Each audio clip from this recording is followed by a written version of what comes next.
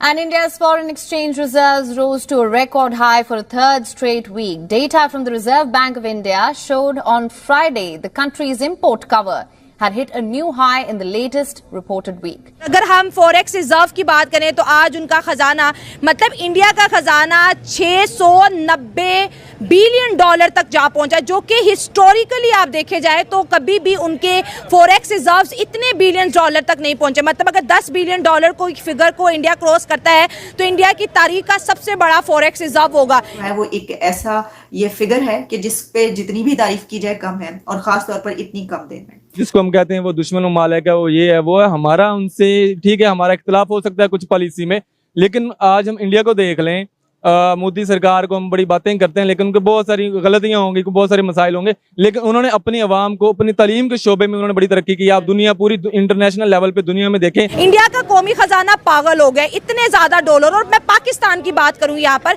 हमें चाहिए 7 billion dollar. Just अगर हमें IMF 7 बिलियन डॉलर नहीं देता तो मुल्क पाकिस्तान डिफॉल्ट कर जाएगा। और अगर हम इस खजाने का 10% दें, इंडिया के जितने भी पड़ोसी मुल्क है सबके खजाने जमा कर ले तो 10% भी नहीं बन रहा। एक मुल्क, उसके पास इतना कौमी खजाना कहां से आया, कैसे जमा किया? ठीक है, हालात यहाँ पर होंगे, क्या उसके फॉरेन रिजर्व ज्यादा नहीं होंगे? ये कोई ऐसी अचंभे की बात नहीं है, यानी कोई हैरानी की बात नहीं है, हमारे लिए ना ही होनी चाहिए। लेकिन क्योंकि खबर है तो हम इसके ऊपर बात करेंगे, वरना अगर ये खबर नहीं भी आती तो क्या कोई ये कहता कि फॉरेन रिजर्व बहुत कम है इंडिया की? ये कोई ना कहता, सब जानते हैं कि ऐसा तो हो नहीं सकता। उसमें 10 अरब डॉलर का 10 से 12 अरब डॉलर का इजाफा हो रहा है, और ये रेगुलर बेसिस पे। ये कोई ऐसा नहीं है कि यार एक दफा हो गया फिर नीचे आ गया, फिर हो गया फिर नीचे, नहीं, ऐसा नहीं होता। ये कंटिन्यूसली इट इज इंक्रीजिंग। मेरे ख्याल में it's a very good sign और वेरी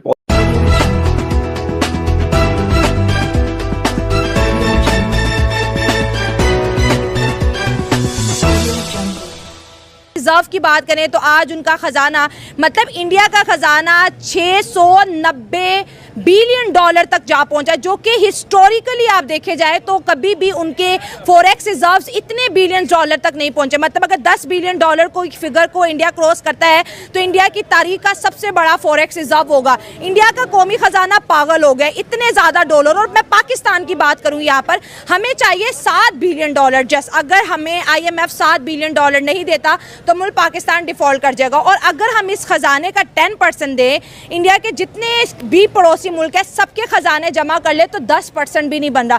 एक मुल्क, उसके पास इतना कौमी खजाना कहां से आया, कैसे जमा किया? और पाकिस्तान के कौमी खजाने कंगाल क्यों पड़े हैं? देखो कि अगर पाकिस्तान या इंडिया के साथ तिजारत करना शुरू करें, इमेजिन करो अगर उनका खजाना पागल हो रहा है तो हमारा भी होगा। हाँ, बॉर्डर से आर पार चीजें जहाँ ठीक है तिजारत होगी। हाँ। हमारी ये हमारा खजाना भी बढ़ सकता है। हाँ, ठीक है। दूसरी बात, वो IT में इन्वेस्ट कर रहे हैं। हम किस में इन्वेस्ट कर रहे हैं पता है आपको? किस में? वेपन्स में इन्वेस्ट कर रहे हैं, लोगों को एक्सट्रीमिस्ट बना रहे हैं।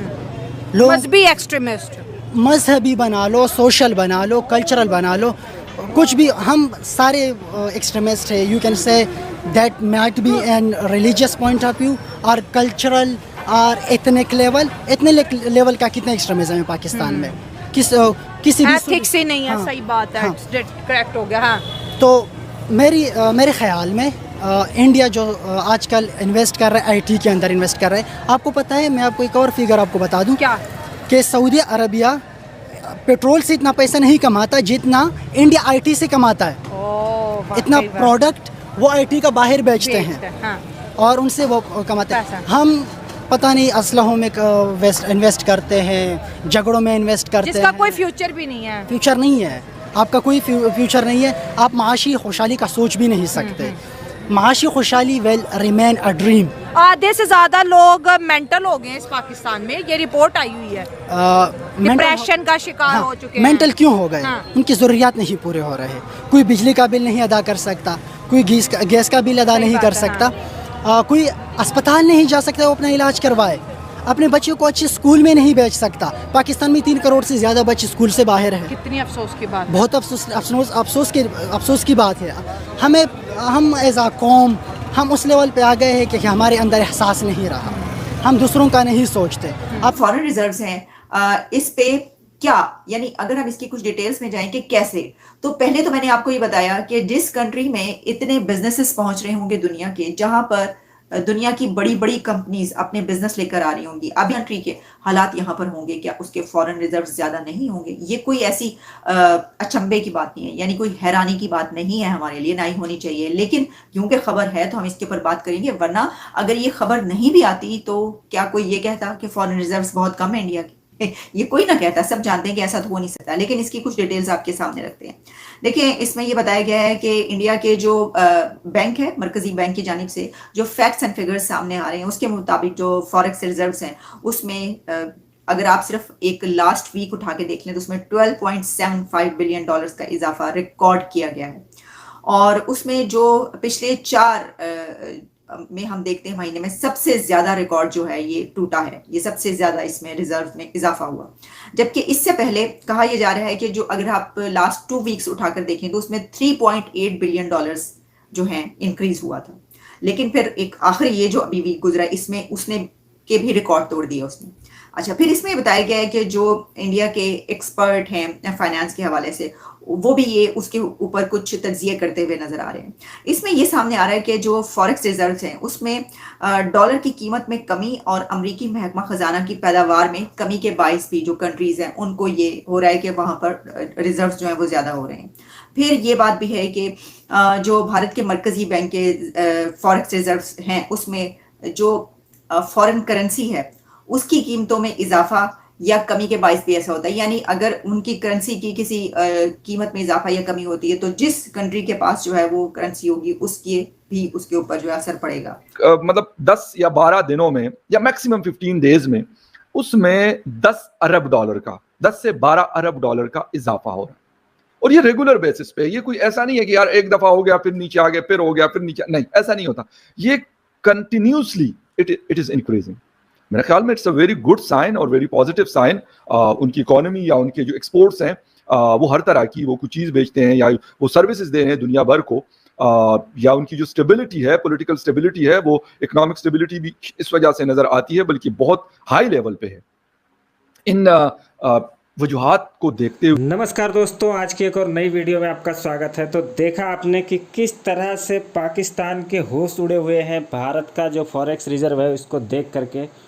और ये जो $690 बिलियन ये दिखा रहा है अभी आरबीआई, ये रिकॉर्ड किया गया है। इसको देखते हुए जितने भी देश थे सबकी आंखें खुली की खुली रह गई, क्योंकि ये लगभग थोड़ा ही कम है, नहीं तो ऑल टाइम हाईएस्ट पे ये गया है। और इतना पैसा पाकिस्तानी जो है वो सपने में भी नहीं सोच सकते जितना पैसा ये होता है, $600 बिलियन। और ये जो बीच में बात हुई वीडियो के अंदर की जो इन्वेस्ट कर रहे हैं हम वेपन में ज़्यादा इन्वेस्ट कर रहे हैं और बाकी इकोनॉमी में कम इन्वेस्ट कर रहे हैं, बात सही है उसकी भी। क्योंकि देखिए, इंडिया वेपन में ज़्यादा इन्वेस्ट नहीं कर रहा है बट ज़्यादा नहीं कर रहा है।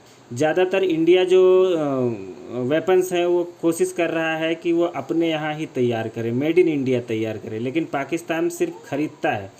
जितना जीडीपी होती है उसका एक बड़ा हिस्सा पाकिस्तान वेपन्स में खर्चा करता है। और जो बिज़नेस है उसकी हालत ख़राब है पाकिस्तान में, तो उनके फॉरेक्स रिजर्व कैसे बढ़ेंगे? वो भीख ही मांगते रहेंगे फिर, क्योंकि जो पैसा इन्वेस्ट भी होता है उसको इनके पॉलिटिशियन खाते हैं, इनकी आर्मी खाती है और पब्लिक तक कुछ पहुंचता नहीं है। और पब्लिक भी वैसी है कि जैसे अभी 4 दिन पहले एक मॉल खुला और उसको जिस दिन उसका उद्घाटन था उसी दिन पाकिस्तानियों ने उसको लूट लिया। तो जैसे लोग हैं वैसी ही सरकार है, वैसी ही फौज है। तो इनका रोना ऐसे ही चलता रहेगा। और इंडिया जो है इस समय जिस हिसाब से जिस ग्रोथ से बढ़ रहा है उससे और तेज़ी से आगे बढ़ेगा। और जो 2027 तक का मोदी जी का मिशन है वो एकदम 100% उसको कंप्लीट होना ही